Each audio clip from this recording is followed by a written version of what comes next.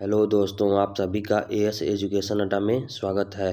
तो हम लोग पढ़ रहे थे आरटी 2009, जिसमें धारा नंबर 25 तक हम लोग ने पढ़ लिया था।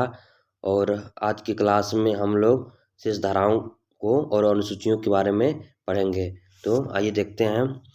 धारा नंबर 26 कहता है कि प्रत्येक विद्यालय में जो शिक्षकों की कुल संख्या होती है उसका 10% से ज़्यादा पद खाली नहीं रखा जा सकता है। अर्थात किसी भी विद्यालय में जो अध्यापक और छात्र का अनुपात होता है उसके अकॉर्डिंग जितने भी शिक्षक उस विद्यालय के लिए आवश्यक होते हैं उसमें से 10% से ज़्यादा पद खाली नहीं रखा जा सकता है।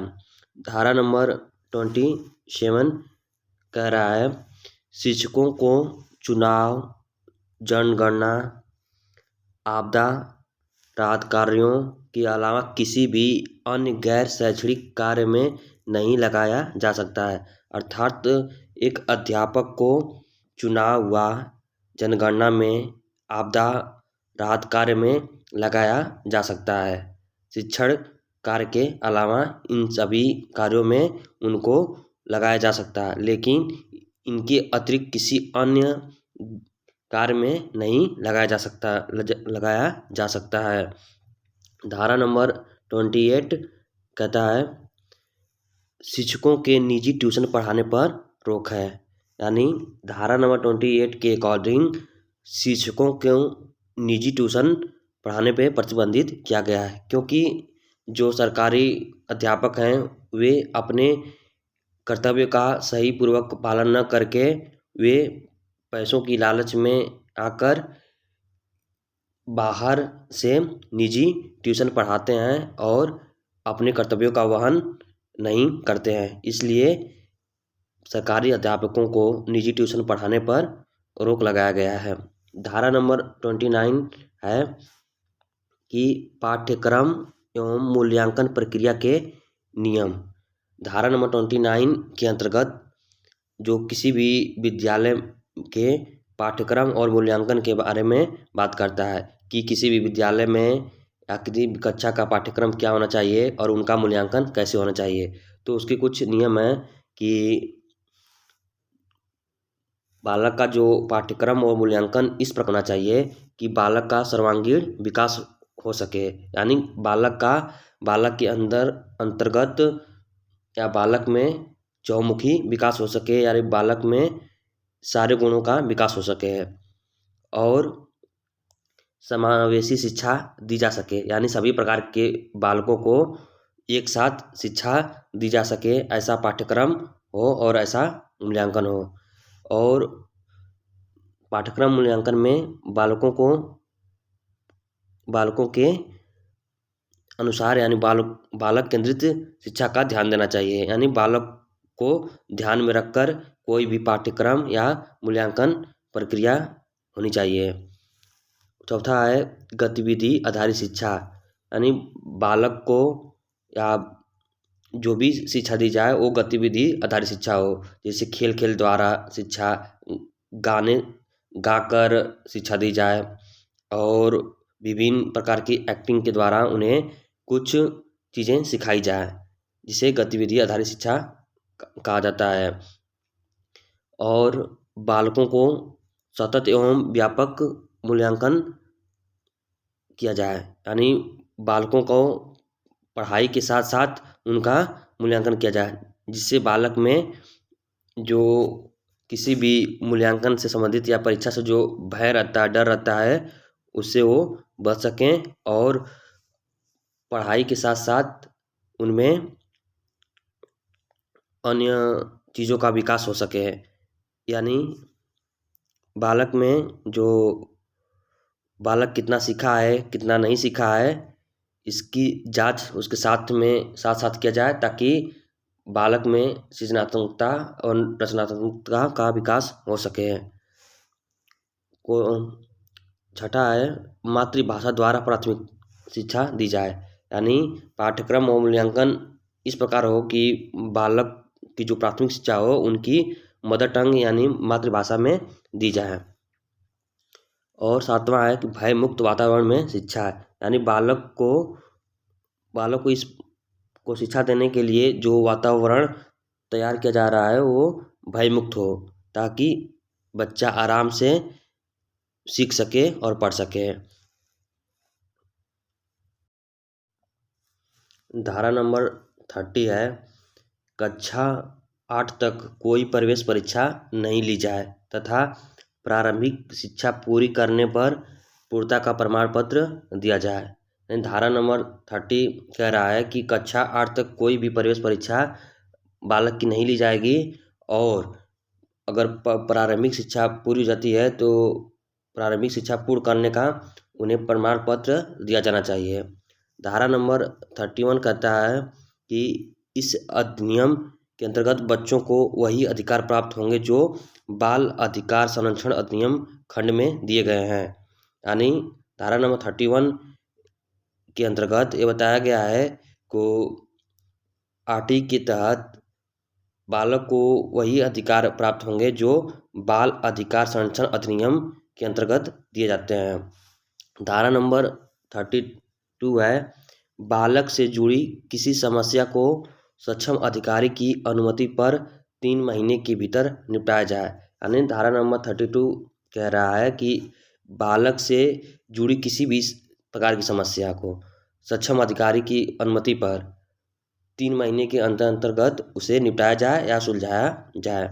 धारा नंबर 33 कह रहा है कि राष्ट्रीय सलाहकार परिषद का गठन, यानी धारा नंबर 33 के अंतर्गत राष्ट्रीय सलाहकार परिषद के गठन का प्रावधान किया गया है।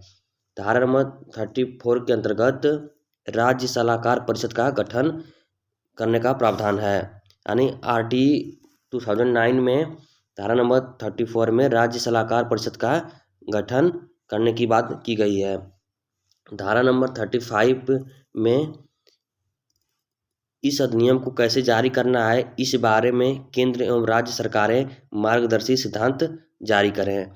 यानी जो आरटी 2009 है उस एक्ट को विद्यालयों में किस प्रकार लागू करना है, उसके लिए जो केंद्र सरकार होंगी और राज्य सरकार होंगी ये कुछ अपनी मार्गदर्शी सिद्धांत जारी करेंगी। धारा नंबर 36 कह रहा है कि शिकायत मिलने पर कोई कार्रवाई करने से पहले जुर्माना आदि लगाने से पहले सक्षम अधिकारी की अनुमति अनिवार्य होगी। यानी किसी भी प्रकार की बालक से शिकायत आती है तो उसके विरुद्ध कोई भी कार्रवाई करने से पहले जुर्माना आदि लगाने से पहले संबंधित अधिकारी यानी सक्षम अधिकारी से अनुमति लेना आवश्यक होगा। धारा नंबर 37 कहता है कि इस अधिनियम में वर्णित राज्य केंद्र सरकार सक्षम अधिकारी सलाहकार परिषद के सदस्यों के खिलाफ न्यायालय में वाद नहीं दाखिल किया जा सकता है। यानी धारा नंबर 37 के अंतर्गत यह बताया गया है कि राज्य और केंद्र सरकार से जो सक्षम अधिकारी हैं और सलाहकार परिषद के जो सदस्य हैं उनके खिलाफ न्यायालय में कोई भी वाद नहीं दाखिल किया जा सकता है। धारा नंबर 38 कहता है कि इस अधिनियम के कुछ भागों पर राज्य सरकार भी उपबंध लगा सकती है या संशोधन कर सकती है। यानी धारा नंबर 38 कहता है कि जो यह अधिनियम है, जो एक्ट है 2009 आरटी का, उसके कुछ भागों पे राज्य सरकार भी अपना उपबंध लगा सकती है या संशोधन कर सकती है।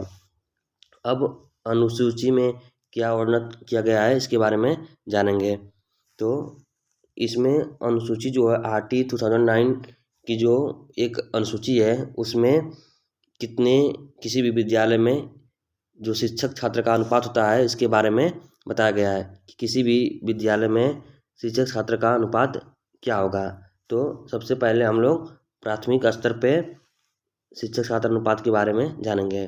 तो दिया गया है कि 60 छात्रों पे यानी 60 छात्रों पर 2 शिक्षक होंगे, यानी 2 शिक्षक होंगे, और 61 से 19 छात्रों पर 3 या 3 शिक्षक होंगे, और 19 से 120 तक के छात्रों पे 4 शिक्षक होंगे और 121 से 200 तक छात्रों होने पे किसी भी विद्यालय में 5 शिक्षक और 1 प्रधानाध्यापक होंगे। यानी जो प्राथमिक स्तर पे शिक्षक छात्र का अनुपात होता है 1:30 का होता है। जैसे 150 तक छात्र होने पे अगर किसी विद्यालय में 150 छात्र हैं तो शिक्षक छात्र का अनुपात जो होगा 1:30 का होगा, यानी 1:30 का होगा। और 200 प्लस छात्र होने पर यह अनुपात प्राथमिक स्तर पर 1:40 हो जाएगा, यानी 40 छात्र पे 1 अध्यापक होना चाहिए। अब उच्च प्राथमिक स्तर पर देखेंगे कि छात्र और शिक्षक के क्या अनुपात होना चाहिए। तो शिक्षक छात्र अनुपात एक संबंधित 35 का होता है, यानी उच्च प्राथमिक स्तर पर जो शिक्षक छात्र का अनुपात होता है 1:35 का होता है। और गणित, विज्ञान, सामाजिक विषय तथा भाषाओं के पूर्णकालिक शिक्षक होंगे। उच्च स्तर पे या उच्च प्राथमिक विद्यालय में गणित, विज्ञान, सामाजिक विज्ञान और भाषाओं के जैसे हिंदी, इंग्लिश के जो पूर्णकालिक शिक्षक रखे जाएंगे। और किसी भी विद्यालय में 100 प्लस छात्र होने पे 3 शिक्षक और 1 प्रधानाध्यापक होंगे जो पूर्णकालिक होंगे। और कार्य शिक्षा, कला शिक्षा एवं स्वास्थ्य एवं शारीरिक शिक्षा के एक अंशकालिक शिक्षक होंगे। यानी किसी भी विद्यालय में 100 प्लस छात्र होने पे उच्च प्राथमिक स्तर पर 3 शिक्षक और 1 प्रधानाध्यापक होंगे जो कि पूर्णकालिक होंगे। और कार्य शिक्षा, कला शिक्षा एवं स्वास्थ्य एवं शारीरिक शिक्षा के एक अंशकालिक अध्यापक होंगे।